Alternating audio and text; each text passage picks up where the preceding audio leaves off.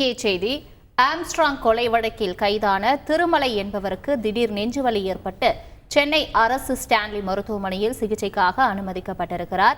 இது தொடர்பான மேலும் விவரங்களை தருவதற்காக செய்தியாளர் சாலமன் இணைப்பில் இருக்கிறார். சாலமன், வணக்கம். தற்பொழுது திருமலையின் உடல்நிலை எப்படி இருக்கிறது? இது தொடர்பான முழு விவரங்கள்.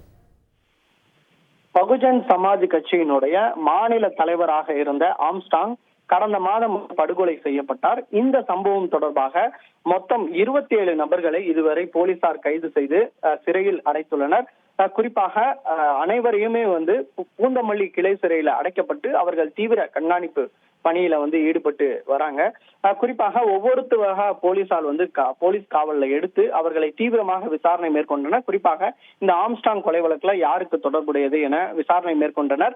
இதுல முன்னதாக வெட்டியதாக மொத்தம் 8 நபர்கள் காவல் நிலையத்துல சரணடைந்து கைது செய்யப்பட்டனர். அவர்களிடம் தற்போது தீவிரமாக விசாரணை மேற்கொண்டு அனைவரையும் பூந்தமல்லி கிளை சிறையில் அடைக்கப்பட்டிருந்த நிலையில அந்த முதலாவதாக 8 நபர்கள் கைது செய்யப்பட்டுள்ள திருமலை என்பவருக்கு திடீரென நேற்று இரவு நெஞ்சுவலியானது ஏற்பட்டுள்ளது.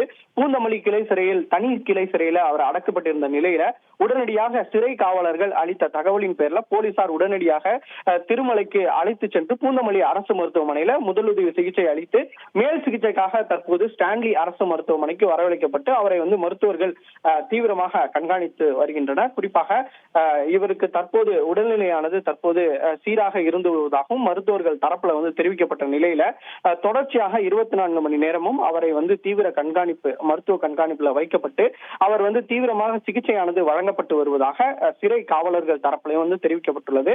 ஆம்ஸ்ட்ராங் கொலை வழக்குல கைதான சிறையில் அடைக்கப்பட்டிருந்த திடீரென அவருக்கு நெஞ்சுவலி ஏற்பட்ட சம்பவம் அந்த சிறை காவலர்களுக்கு பெரும் பரபரப்பை ஏற்படுத்தியது. தகவல்களுக்கு நன்றி சாலமன். செய்திகளை உடனுக்குடன் தெரிந்து கொள்ள உடனே சப்ஸ்கிரைப் பண்ணுங்க.